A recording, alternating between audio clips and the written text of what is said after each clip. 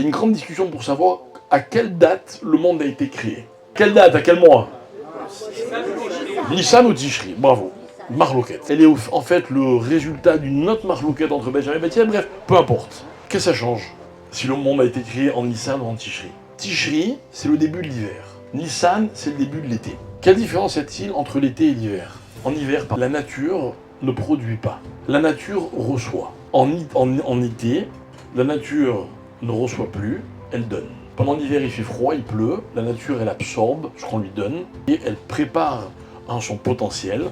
Et quand arrive l'été, elle exploite son potentiel. Marloquette. Est-ce qu'on existe quand on est un potentiel ou est-ce qu'on existe quand on exploite son potentiel? En fait, écoutez, la leçon, elle est très belle. Les années pendant lesquelles vos enfants, depuis leur naissance, n'ont fait que développer un potentiel sans encore l'exploiter, pour vous, il n'existait pas. C'est ça que vous me dites? C'est très fort.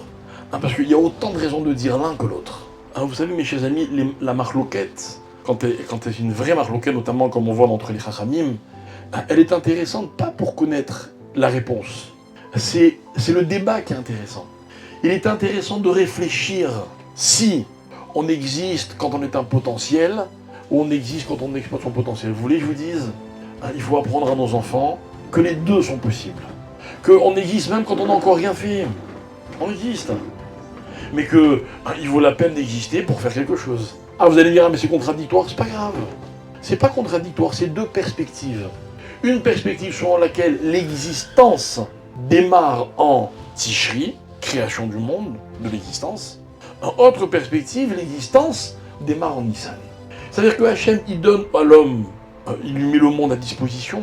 Il faut juste qu'il se l'approprie. Et comment on s'approprie quelque chose?